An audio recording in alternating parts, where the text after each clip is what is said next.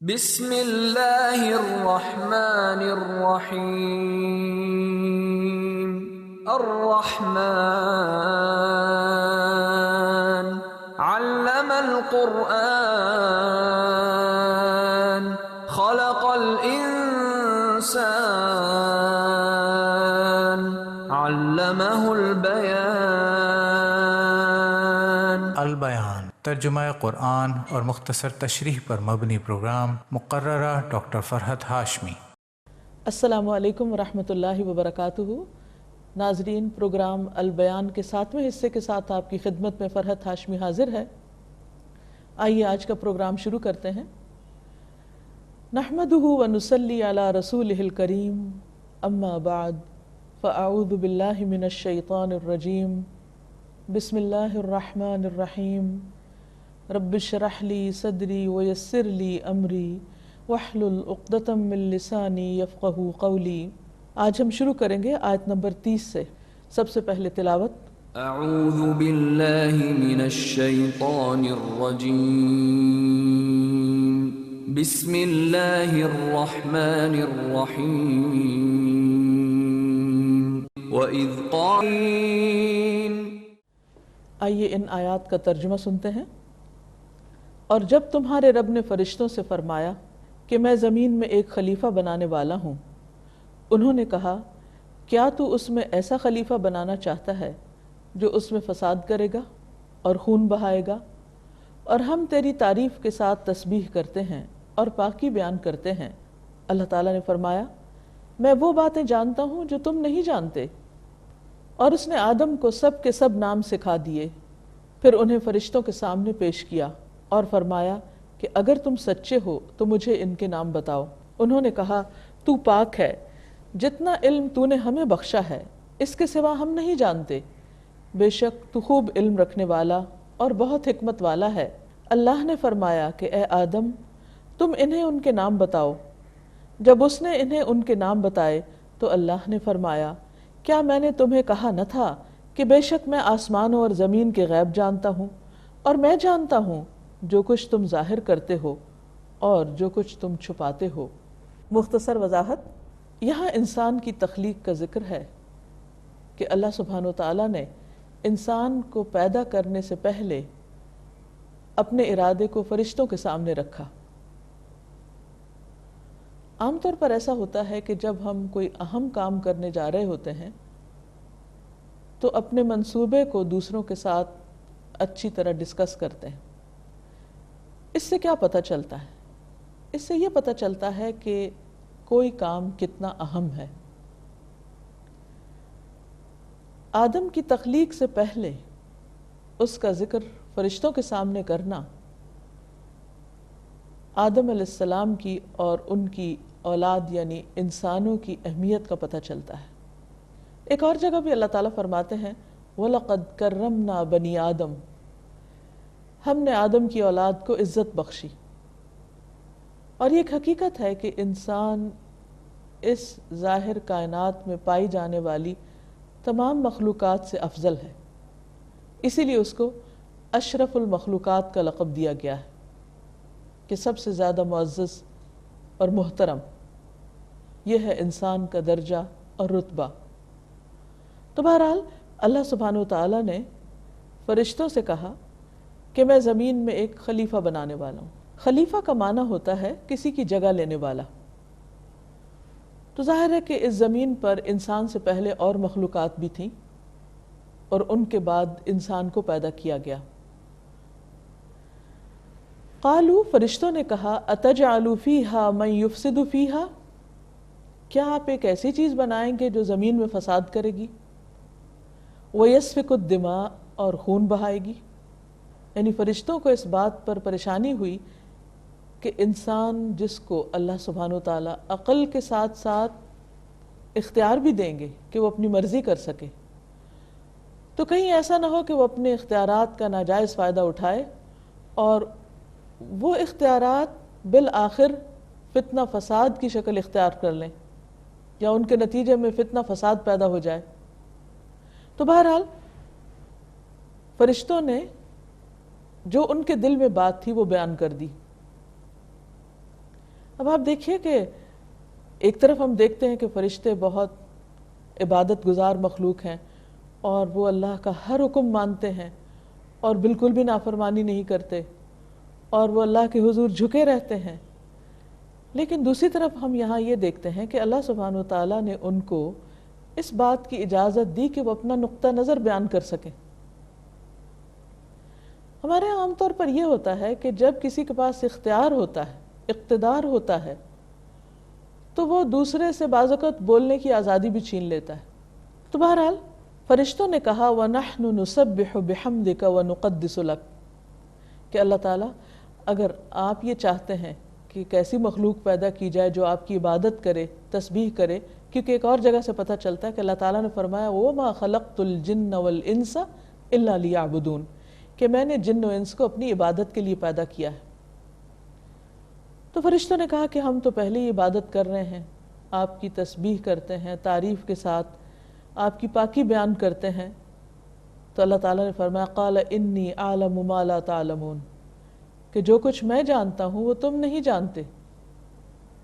مراد کیا تھی کہ انسان صرف فتنہ فساد ہی نہیں کرے گا، انسانوں کے اندر بہت سے نیک انسان بھی ہوں گے، اور باقی ساری مخلوق جو عبادت کرتی ہے، مثلا فرشتے یا کائنات کی ہر دوسری چیز اللہ کی تسبیح بیان کرتی ہے، تو وہ اختیار نہیں رکھتی، اختیار صرف انسان رکھتا ہے۔ وہ تو جس کام کے لیے پیدا کیے گئے ہیں وہ وہی کام کر رہے ہیں اور وہ کیے چلے جا رہے ہیں، اس میں کوئی بریک بھی نہیں لیتے۔ لیکن انسان کو اللہ سبحانہ وتعالیٰ نے اختیار دیا کہ وہ چاہے تو عبادت کرے اور چاہے تو نہ کرے۔ پھر اس اختیار کو استعمال کرتے ہوئے جب کوئی انسان اپنی مرضی کے ساتھ، اپنی خوشی کے ساتھ اللہ سبحانہ وتعالیٰ کی طرف حاضر ہوتا ہے، اللہ سبحانہ وتعالیٰ کی طرف رجوع کرتا ہے، تو ایسا انسان اللہ کی نظر میں تمام فرشتوں اور باقی مخلوقات سے افضل ہوتا ہے۔ تو فرشتوں کا اندیشہ اگرچہ بجا تھا، اور ہم آج دیکھتے ہیں کہ زمین پر یہ سب کچھ ہو بھی رہا ہے، لیکن دوسری طرف زمین اچھے انسانوں سے بھی خالی نہیں، اور ہر دور میں اچھے انسان بھی دنیا میں رہے ہیں، اور ایسے اچھے انسان اپنی اچھائی میں بعض اوقات فرشتوں سے بھی آگے ہوتے ہیں۔ پھر کیا ہوتا ہے کہ اللہ سبحانہ وتعالیٰ آدم علیہ السلام کو مختلف چیزوں کے نام سکھا دیتے ہیں۔ بعض کہتے ہیں کہ انسانوں کے نام وَعَلَّمَ آدَمَ الْأَسْمَاءَ كُلَّهَا، اللہ تعالیٰ نے آدم علیہ السلام کو ہر چیز کے نام سکھا دیے۔ ثُمَّ عَرَضَهُمْ عَلَى الْمَلَائِكَةِ، پھر ان ناموں کو فرشتوں کے سامنے پیش کیا، ان چیزوں کو۔ فَقَالَ أَنْبِئُونِي بِأَسْمَاءِ هَؤُلَاءِ، فرمایا کہ تم مجھے ان چیزوں کے نام بتاؤ یا ان انسانوں کے نام بتاؤ، ان کنتم صادقین، اگر تم سچے ہو، اگر تم سچے ہو کہ انسان جو ہے وہ صرف اتنا فساد کرے گا اور کچھ اور نہیں کرے گا، تو تمہارا یہ خیال درست نہیں، کیونکہ آدم ہی کے تجربے سے دیکھو کہ کس طرح وہ علم میں تم سے آگے جا رہا ہے۔ قالوا سبحانک لا علم لنا الا ما علمتنا، وہ کہنے لگے تو پاک ہے، ہم علم نہیں رکھتے مگر وہی جو تو نے ہمیں سکھا دیا، ہمارے پاس بس اتنا ہی علم ہے۔ اس سے فرشتوں کی عاجزی کا اظہار بھی ہوتا ہے، اور دوسرے یہ کہ اس بات کا بھی پتہ چلتا ہے کہ فرشتوں کا علم بھی محدود ہے، ہر فرشتے کے پاس بس اتنا علم ہے جتنا اللہ سبحانہ وتعالیٰ نے ان کو سکھایا، اس سے آگے وہ نہیں جانتے۔ ایک اور بات یہ پتہ چلتی ہے کہ علم ایک طاقت ہے، علم کے ذریعے انسان آگے بڑھتا ہے۔ آج دنیا میں جتنی بھی اقوام نے ترقی کی ہے وہ علم کی وجہ سے ہے۔ جو علم میں پیچھے رہ جاتے ہیں وہ دنیا میں بھی پیچھے رہ جاتے ہیں۔ تو بہرحال فرشتوں نے اپنی لا علمی کا اعتراف کر لیا اور اللہ سبحانہ وتعالیٰ کے علم کا اقرار کیا، کہا انک انت العلیم الحکیم، کہ بے شک آپ ہی بہت علم رکھنے والے، حکمت رکھنے والے ہیں۔ قال یا آدم انبئہم باسمائہم، جب فرشتے نام نہیں بتا سکے ان چیزوں کے جن کے بارے میں ان سے پوچھا گیا تھا، تب اللہ سبحانہ وتعالیٰ نے فرشتوں کے سامنے آدم علیہ السلام سے فرمایا کہ اے آدم تم ان چیزوں کے نام بتاؤ۔ فلما انبأہم باسمائہم، تو پھر جب اس نے ان کو ان سب چیزوں کے نام بتا دیے، قالا، تو اللہ تعالیٰ نے فرمایا الم اقل لکم، کیا میں نے تم سے کہا نہ تھا، انی اعلم غیب السماوات والارض، کہ میں آسمان و زمین کے غیب جانتا ہوں، چھپی ہوئی باتیں جانتا ہوں جو تم نہیں جانتے۔ اس سے ایک بہت اہم بات پتہ چلتی ہے، وہ یہ کہ اللہ سبحانہ و تعالیٰ کا علم ساری مخلوق سے بڑھ کر ہے، اور اس کے علم میں کوئی دوسرا شریک نہیں۔ انبیاء ہوں، صلحاء ہوں، شہداء ہوں، فرشتے ہوں، مقرب فرشتے ہوں، کوئی بھی ہو، ان سب کے پاس بس اتنا علم ہے جتنا اللہ سبحانہ و تعالیٰ نے خود عطا فرما دیا، لیکن اس سے آگے ہر چیز کی حقیقت کیا ہے وہ صرف اللہ ہی جانتا ہے۔ تو بہرحال اللہ تعالیٰ فرماتے ہیں وَأَعْلَمُ مَا تُبْدُونَ وَمَا كُنْتُمْ تَكْتُمُونَ، اور میں یہ بھی جانتا ہوں جو تم ظاہر کرتے ہو، جتنا تم نے بولا ہے، وَمَا كُنْتُمْ تَكْتُمُونَ، اور جو تم چھپا رہے ہو، تمہارے دل کی باتیں بھی جانتا ہوں۔ اور اس سے یہ بھی پتہ چلتا ہے کہ اللہ سبحانہ و تعالیٰ صرف ظاہری نہیں، ہمارے دلوں کے حال کو بھی جانتے ہیں، صرف ہمارے ہی نہیں، فرشتوں کے اندر کیا ہے، وہ کیا سوچتے ہیں، وہ بھی اللہ کو پتہ ہے۔ پھر اس کے بعد مزید آیات، پہلے ان کی تلاوت سنتے ہیں، مختصر وضاحت۔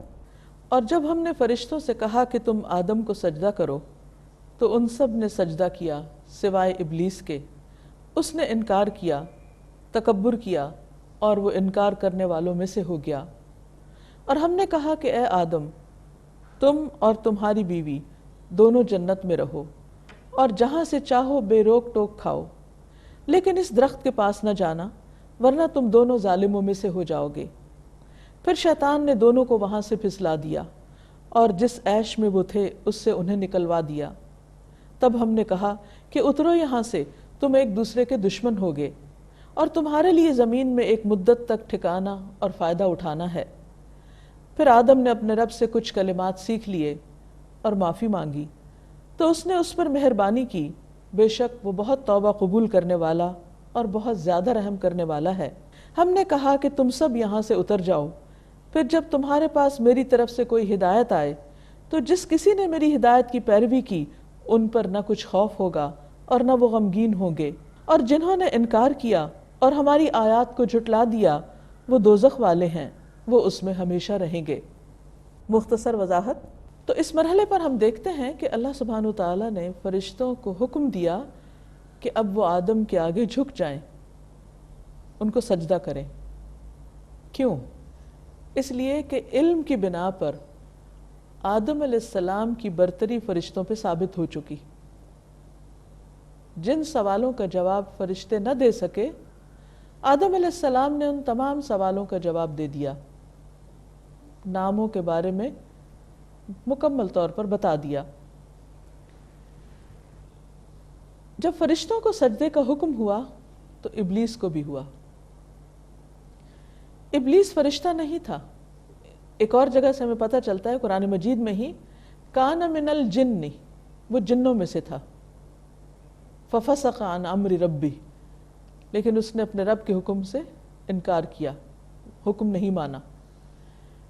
اب پھر یہ فرشتوں کے ساتھ کہاں سے آ گیا؟ کہا یہ جاتا ہے کہ ابلیس بہت عبادت گزار تھا، صاحب علم تھا، بہت کچھ جانتا تھا، لیکن اس کو ساتھ ہی اپنی عبادت کا کچھ زوم بھی تھا۔ بہرحال اس کی عبادت، اس کے سٹیٹس کی وجہ سے اسے اعزازاً یا اعزازی طور پر فرشتوں کی جماعت میں داخل کر لیا گیا تھا۔ ہمارے یہاں بھی ہوتا ہے نا کہ جب کوئی شخص بہت نیک ہوتا ہے تو ہم کہتے ہیں فلاں تو فرشتہ ہے، لیکن ابلیس کو یہ سٹیٹس کچھ سوٹ نہ کیا، اس نے اپنے اس مقام کا احترام نہ جانا، اپنے آپ کو نہ پہچانا اور اللہ کے مقابلے پہ آ گیا۔ اس نے کیا کیا؟ جب سجدے کا حکم ملا اس کو بھی ابا واستکبر، انکار کر دیا اور تکبر بھی کیا، اپنے آپ کو بڑا سمجھا۔ یہ تھی شیطان کی پہلی غلطی، یعنی ابلیس کی پہلی خطا، کہ اس نے اللہ کے حکم کا انکار کیا اور پھر خود کو بڑی چیز سمجھا، یعنی تکبر۔ تکبر ایک ایسی برائی ہے کہ جو انسان کے لیے بھی سخت نقصان دہ ہے۔ حدیث میں آتا ہے کہ اگر کسی کے دل میں رائی کے دانے برابر بھی تکبر ہوگا تو وہ جنت میں نہیں جا سکے گا۔ تکبر ہے کیا چیز؟ تکبر ہے اپنے آپ کو بڑا سمجھنا، دوسروں کو حقیر سمجھنا، چاہے علم کی وجہ سے ہو یا عبادت کی وجہ سے، مال کی وجہ سے ہو یا شکل و صورت کی وجہ سے، کسی بھی وجہ سے خود کو دوسروں کے مقابلے میں بڑا سمجھنا، دوسروں کو حقیر سمجھنا، اور پھر حق کا انکار کر دینا، اور یہاں اللہ کے حکم کا انکار کر دینا۔ وَكَانَ مِنَ الْكَافِرِينَ، وہ کافرین میں شامل ہو گیا۔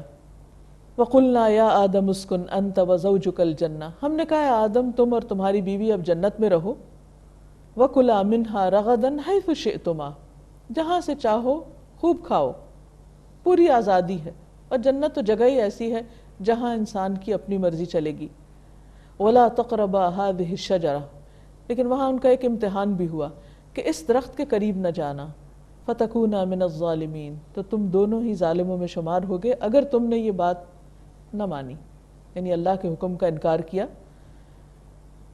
انہوں نے تہیہ کر لیا کہ اللہ کے حکم کی نافرمانی نہیں کریں گے، لیکن شیطان جو ان کا دشمن تھا، حاسد تھا، اس نے مختلف طریقوں سے انہیں پھسلا لیا، اپنے ارادے سے ہٹا دیا۔ فَأَزَلَّهُمُ الشَّيْطَانُ عَنْهَا، اس کی تفصیل سورۃ الاعراف میں ملتی ہے کہ کس طرح اس نے ان کے سامنے قسمیں کھائیں، ان کے دلوں میں وسوسے ڈالے، اور انہیں طرح طرح کے خوشنما باغ دکھائے، اور وہ کروا لیا جس سے اللہ نے ان کو روکا تھا۔ فَأَزَلَّهُمُ الشَّيْطَانُ عَنْهَا فَأَخْرَجَهُمَا مِمَّا كَانَا فِيهِ، اور جنت سے نکلوا دیا۔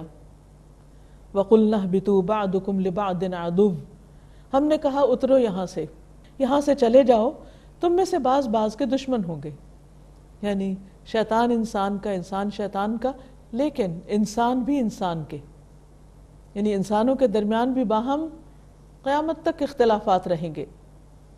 وَلَكُمْ فِي الْأَرْضِ مُسْتَقَرٌّ وَمَتَاعٌ إِلَىٰ حِينٍ، زمین تمہارا ٹھکانہ ہے، وہاں ایک محدود مدت تک تمہیں رہنا ہے، فائدہ اٹھانا ہے۔ اب جب زمین پر اتارا گیا تو آدم علیہ السلام بہت پشیمان ہوئے اور اللہ سبحانہ وتعالیٰ سے معافی مانگنے لگے۔ اس کے لیے انہوں نے چند الفاظ اللہ سبحانہ وتعالیٰ سے سیکھے اور ان کے ذریعے اللہ سے معافی مانگی، تو اللہ تعالیٰ ان پر مہربان ہوا، اور اللہ ہے ہی بہت توبہ قبول کرنے والا، بے حد مہربان۔ لیکن معافی ملنے کے بعد واپس جنت میں نہیں بھیجے گئے، زمین پر ہی رکھا گیا، کیونکہ وہ پیدا ہی زمین کے لیے کیے گئے تھے۔